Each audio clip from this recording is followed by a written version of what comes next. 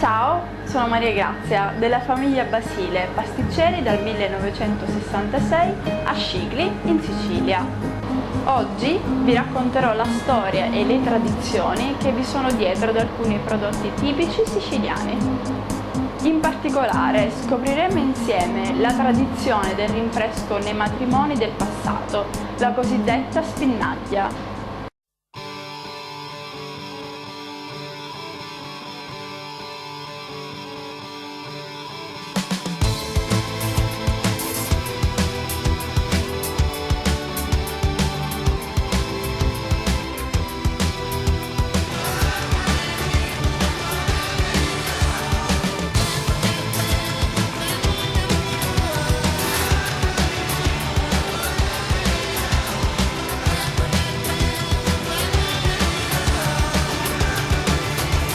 Ti muovi sulla destra, poi sulla sinistra, resti immobile sul centro, provi a fare un giro su te stesso, un giro su te stesso, su te stesso, su te stesso, su te stesso. And I miss you.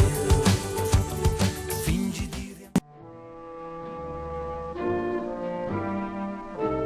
Siamo a Scicli, nel Museo del Costume, in via Mormino Penna, in pieno centro storico. Qui sono esposti alcuni abiti utilizzati in occasione dei matrimoni. Fino ai primi del Novecento erano generalmente colorati.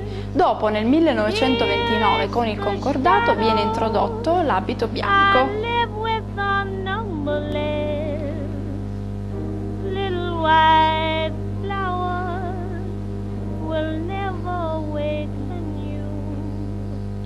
L'abito da sposa cambia nel corso degli anni. Cambia lo stile, cambia il taglio, cambiano i decori, cambia anche la lunghezza.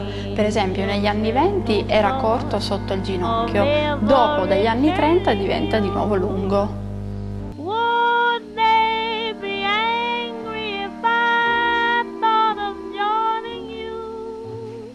Quello che non poteva assolutamente mancare in un qualsiasi matrimonio era la spinnaglia, cioè il rinfresco nuziale a base di spinnaglie, cioè dei dolci fatti essenzialmente di mandorle.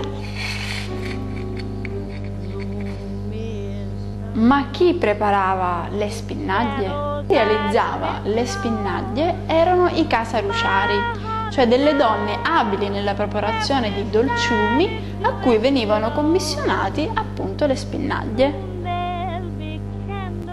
Nel corso degli anni la modernità ha fatto completamente sparire la spinnaglia, tuttavia negli ultimi anni c'è una controtendenza, un ritorno al passato, alle nostre tradizioni e alle nostre origini. Well, sometimes I go out by myself and I look across the water. And I think of all the things what you're doing, and in my head I paint a picture.